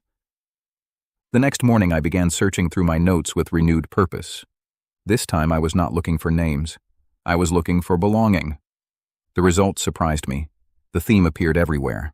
Halbera's mother spent decades carrying Norwegian soil before finally accepting Iceland as home. Eirik nearly died crossing the sea and spent the rest of his life beside a coast that would have been unimaginable during his childhood. Arnor remembered vanished farms because they represented generations putting down roots. Solveig remembered faces because belonging ultimately resides in people as much as places. Even the smallest stories pointed toward the same idea. A recipe passed down through generations. A footpath worn into a hillside. A spring known only to local families. a song sung during winter gatherings. Piece by piece, a homeland had been constructed, not merely with buildings and fields, with memory. The discovery led me toward one final journey. For months I had traveled outward, collecting stories from others. Now I found myself drawn inward, toward a place I had not visited in many years, the farm where my family first settled, or rather, where they first tried to settle. The original buildings had long vanished. The location lay abandoned. New farms had been established elsewhere, yet the site remained known to a handful of local families. My father had shown it to me when I was a boy. His father had shown him. I had not seen it in decades. The ride took most of a day. Autumn had begun touching the landscape. Hints of gold appeared among the grasses. The air carried the faint sharpness that precedes colder weather. Clouds drifted slowly across a pale sky. When I finally reached the valley, I almost missed the location entirely. Time had been thorough. Nothing remained of the original structures. No standing walls, no visible foundations, no obvious signs that people had ever lived there. Only a slight rise in the earth, a few scattered stones, a shape in the landscape noticeable only if you already knew what you were seeking. I dismounted and stood quietly for a long while. The silence felt different there, not empty, layered. I tried imagining the first settlers arriving, the uncertainty, the exhaustion, the cautious hope. I tried imagining my own ancestors among them, not as names within a genealogy, as people, young people uncertain about the future, people making decisions without knowing how history would judge them. The effort proved strangely difficult. For years I had been collecting stories about others. Now I realized how little I truly knew about my own beginnings. The official family history was straightforward enough.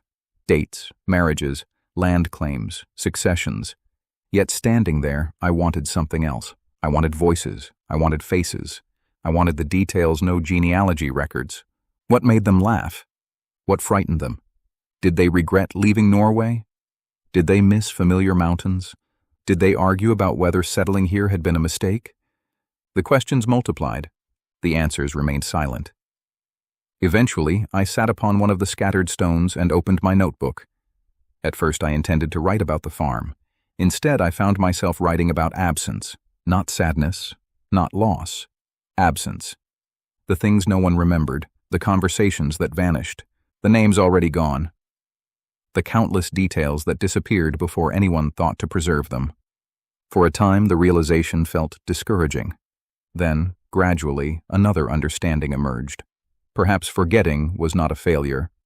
Perhaps forgetting was part of memory's purpose. No mind can carry everything. No generation can preserve every detail. The remarkable thing was not how much had been lost. The remarkable thing was how much remained. Halbera still remembered her mother. Eric still remembered the storm. Arnor still remembered vanished places. Solveig still remembered forgotten faces. Across a century of settlement, voices continued reaching forward. The chain held. Imperfectly, but it held. As evening approached, sunlight broke through the clouds and illuminated the valley in a soft, golden light. The abandoned settlement glowed briefly before fading once more into shadow. Looking across the landscape, I finally understood the story no one had explicitly told. The settlement of Iceland was not ultimately a story about exploration, nor survival, nor even nation-building. It was a story about continuity. One generation carrying something forward for the next. Sometimes land, sometimes skills, sometimes memories. Sometimes nothing more than a name. The settlers arrived carrying pieces of Norway.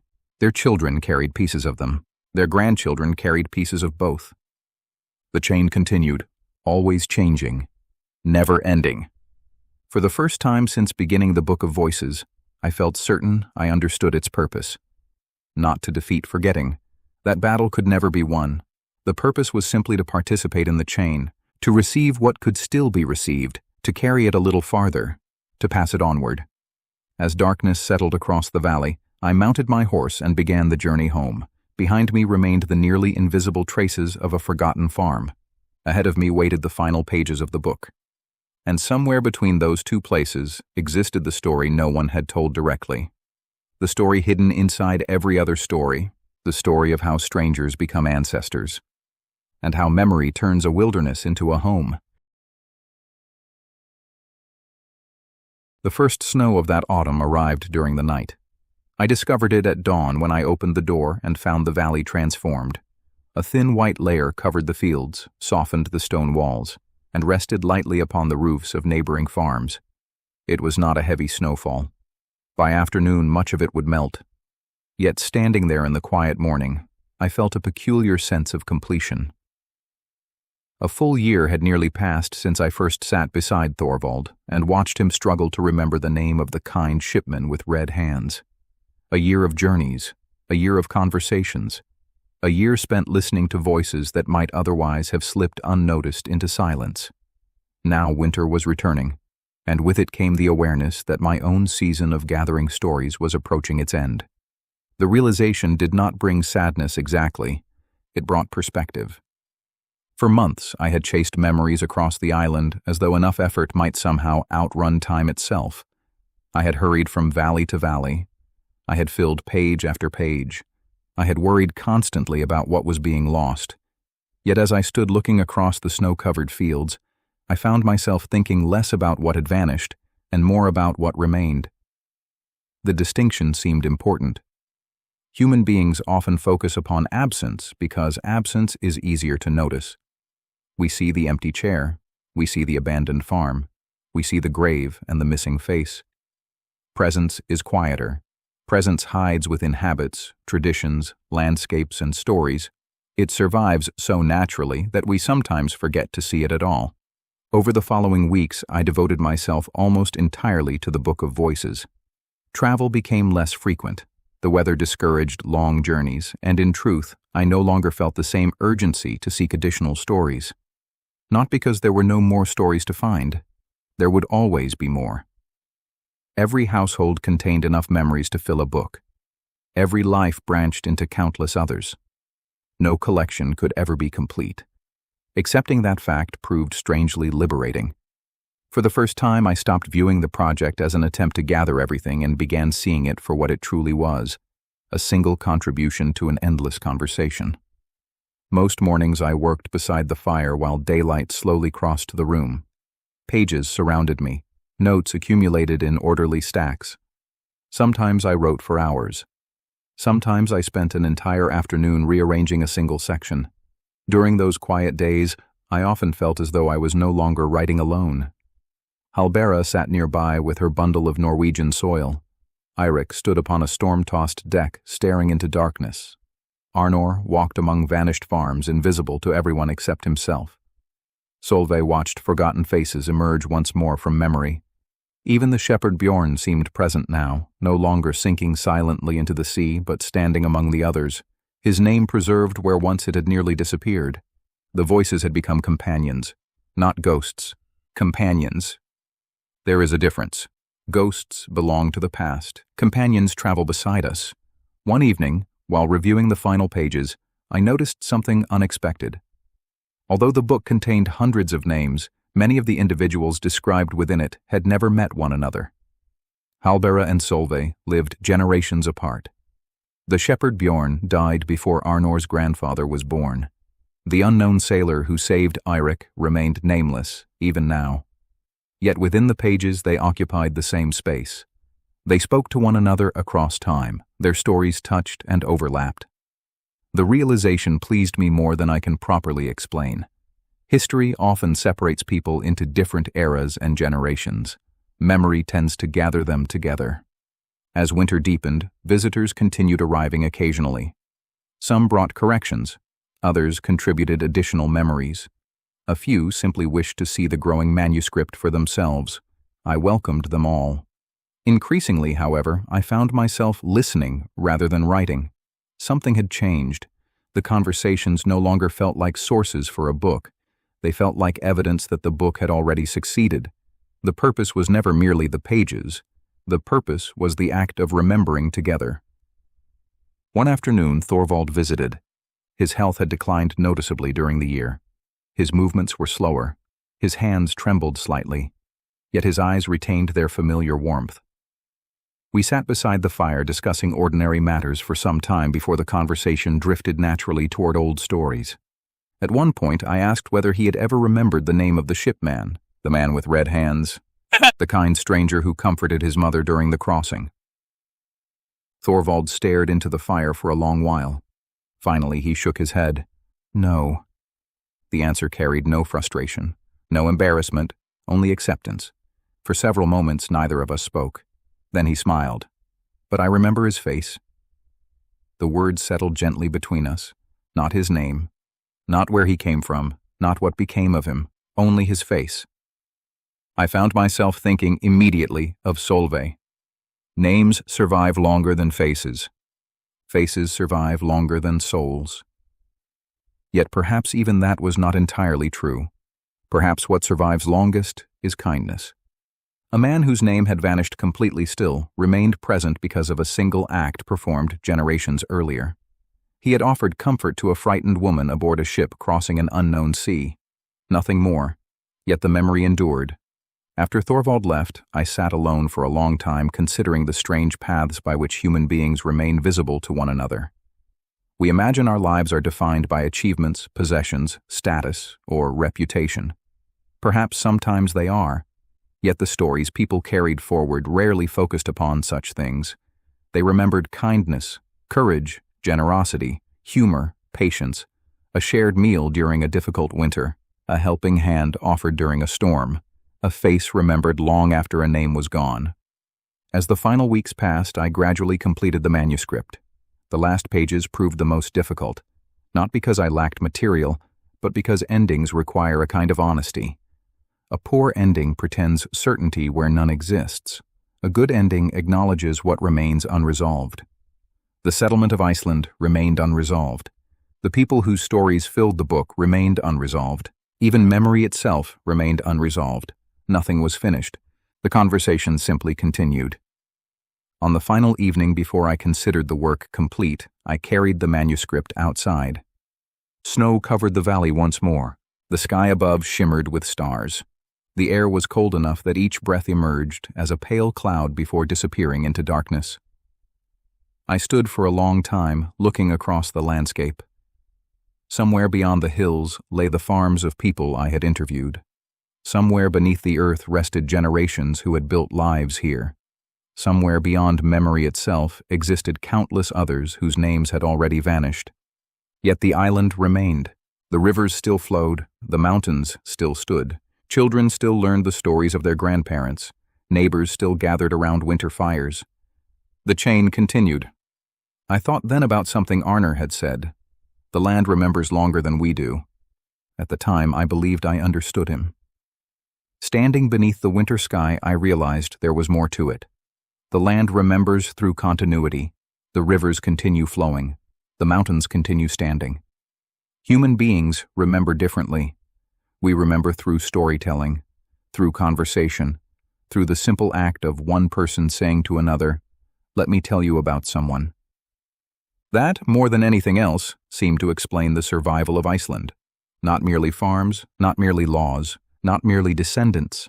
Stories. Stories carried across oceans. Stories carried across generations. Stories carried through winters long after the original voices had fallen silent. When I finally returned inside, the fire was still burning. My family slept. The manuscript rested beneath my arm. I placed it carefully upon the table and stood looking at it for a long while. A year earlier, I had feared silence. Now I understood something I had not understood then. Silence always comes eventually. Every voice falls quiet. Every life reaches its end. The miracle is not that silence exists. The miracle is that before silence arrives, people speak. They tell stories. They share memories. They pass something forward. And when they do, a small fire is carried from one generation to the next. Not the same fire, never the same fire, but a fire nonetheless. I looked once more at the pages resting upon the table and thought of all the people whose lives filled them. Halbera, Eirik, Arnor, Solveig, Thorvald, Bjorn, the unnamed sailor, the woman who carried Norwegian soil, the countless others who had built homes, raised children, endured winters, crossed oceans, and left traces of themselves within the world. Most were gone, yet not entirely, not while someone remembered, not while someone listened, not while the fire remained. And somewhere beyond the walls of my home, beyond the valley, beyond the winter darkness itself, Iceland continued telling their story.